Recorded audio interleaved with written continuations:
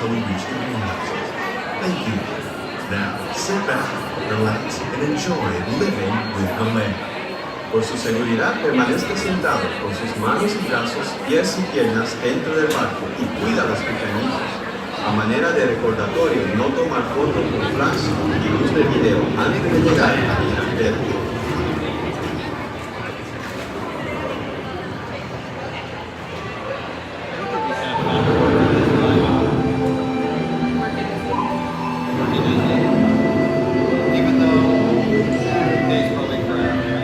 Welcome to a voyage of discovery and awareness of the richness, the diversity, the often surprising nature of living with the land. Our journey begins as dramatic and sudden changes are sweeping over the land. The approaching storm may seem violent and destructive to us, but to nature, it's a new beginning in the cycle of life.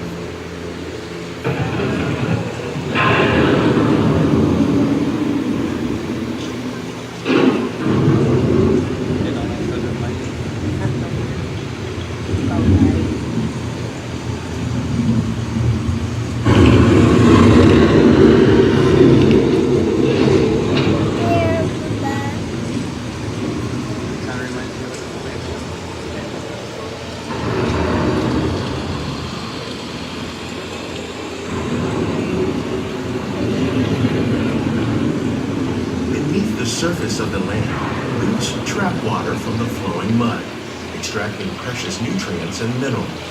These elements, when combined with sunlight, create the diverse living systems of our planet.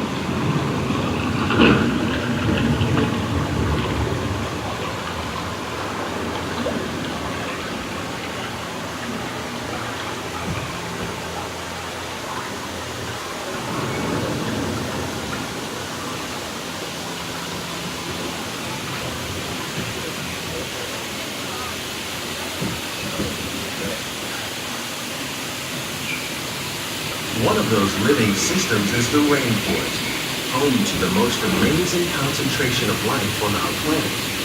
These dense and beautiful forests cover only a tiny portion of the Earth's surface, but they contain more than half of its plant and animal species. Rainforests are also extremely rich and productive living systems, providing us with oxygen, food, medicines, and other elements essential to our lives.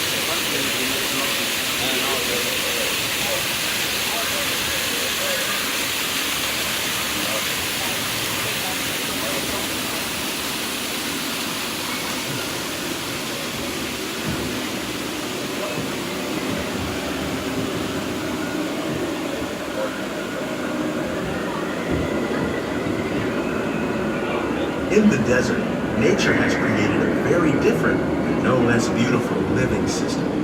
And while this arid landscape may seem lifeless, it is very much alive.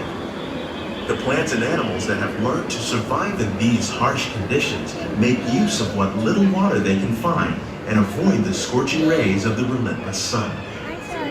The American prairie once appeared as desolate as the desert, but over time, rainwater and nutrients gradually penetrated the hard surface of this land. Even the hooves of the mighty buffalo helped create the rich soil that will one day become home to the American farm.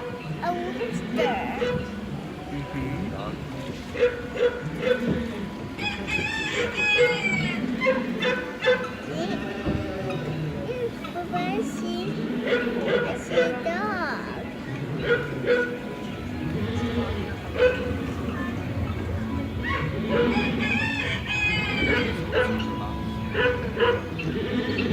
Of all the forces at work on the land, humans have had one of the most profound effects. The need to produce food for a growing world led to the enormous use and sometimes overuse of the land. In our search for more efficient ways to grow food, we often fail to realize the impact of our methods.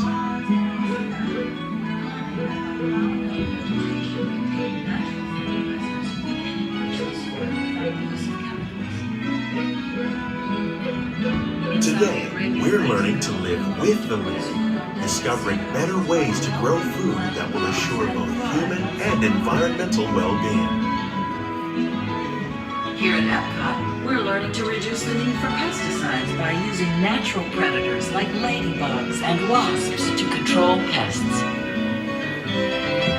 In Japan, we're learning that by adding composted leaves and other plant material to our soil, we can reduce the need for fertilizers.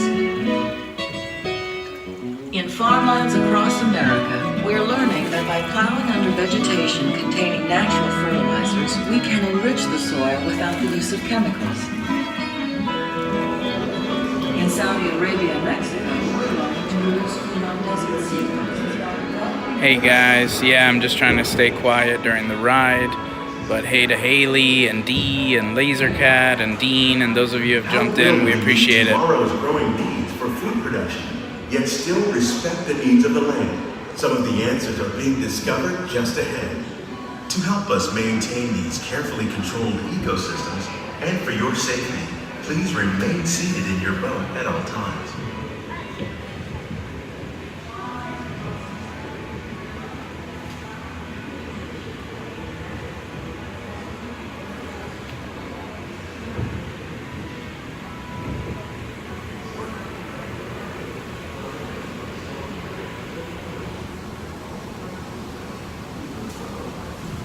Welcome to our living laboratories, where scientists from EPCOT and the U.S. Department of Agriculture are exploring innovative ways to produce bountiful harvests now and into the future.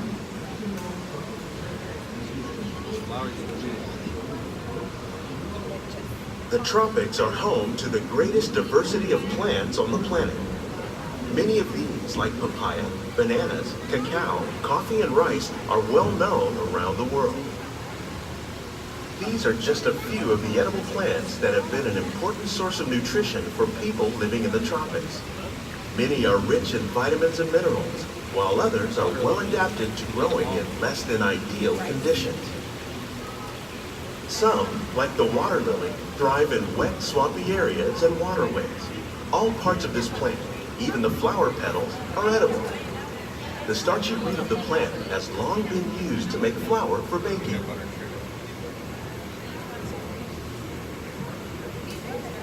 One day, many of these lesser-known tropical plants may be as important as the bananas growing on both sides of the boat. More than 28 million tons of bananas are eaten annually, making it the most popular fruit in the world.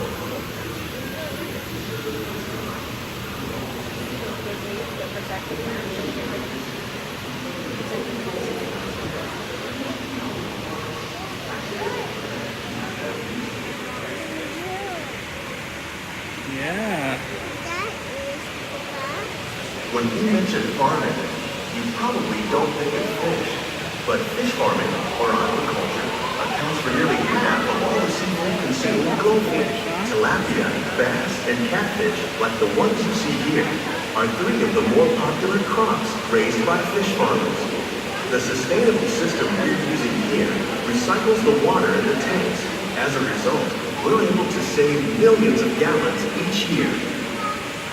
Our small fish farm produces nearly 5,000 pounds of fish each year to serve in restaurants around Walt Disney World.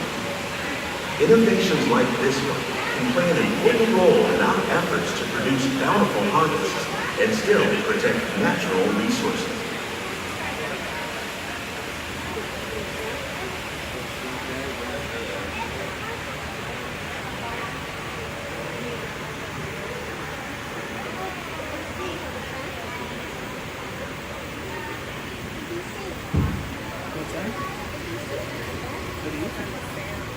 You like it? While there are more than 50,000 edible plant species in the world, most of us are only familiar with the handful that make up our everyday diet.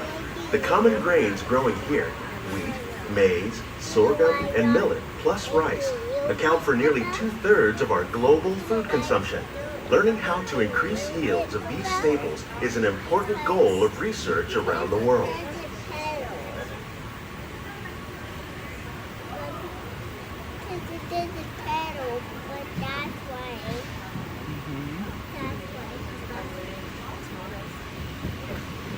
These plants are definitely on their way up. Innovative growing techniques like these increase yields while more efficiently using resources like water, fertilizer, and pesticides. Another innovation at work here is our integrated pest management program. By populating our greenhouses with beneficial insects that prey on harmful pests like aphids and flies, we are significantly reducing our reliance on conventional pesticides. We're growing these crops using our nutrient film system. This technique precisely controls and recycles water and nutrients.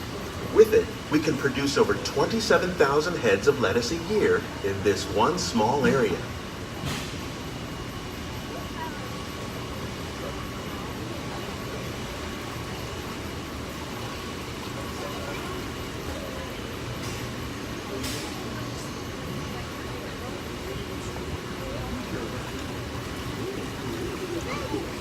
Some of our best ideas have been inspired by nature, like these fruit and vegetable trees. By growing these ground plants vertically, we can increase yields and better control diseases.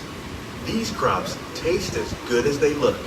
In fact, we serve more than 15 tons of produce from our greenhouses in restaurants here at the land every year.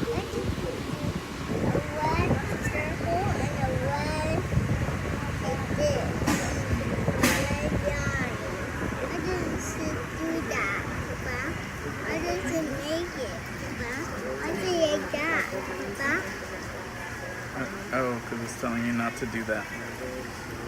Not to do what? Huh? It's a great idea, Haley. We might have to do that. The future of agriculture may include innovative ideas like this vertical growing system. Plants grown in this way use a fraction of the space required by traditional growing methods. That saves water and increases production. The aquaponics system on your left combines hydroponics with aquaculture. The fish provide a natural source of fertilizer for the plants, and the plants help keep the water clean for the fish. It's another great way to produce more while using less. In our lab, EPCOT scientists are working with the U.S. Department of Agriculture on a number of innovative projects. The goal of these efforts is to produce higher yielding and better quality plants. More ways to increase food production and protect our precious natural environment. Only then will we truly be living with the land.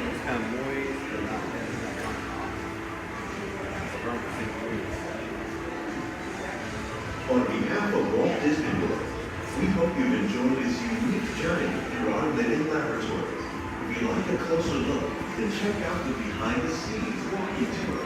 It's a chance for the whole family. These greenhouses represent just a fraction of the work being done worldwide to produce bountiful harvests for our growing population. Please keep your hands. Thank you for coming by. Works hard. Scientists, farmers, and even backyard gardeners are doing their part to improve the quantity and quality of foods that we all rely upon. Together, we can continue to find more ways to increase food production and protect our precious natural environment. Only then will we truly be living with the land.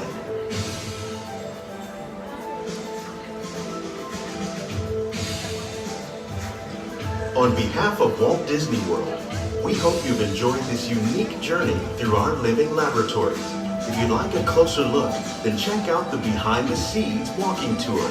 It's a chance for the whole family to get up close and personal with the plants and growing techniques in our laboratories.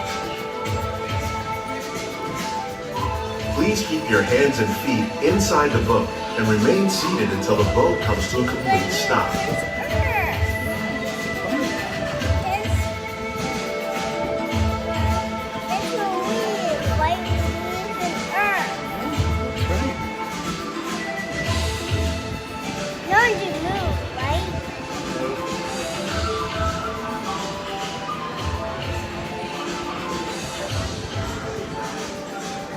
Alright guys, so I am here with Alex. I know it's a little dark.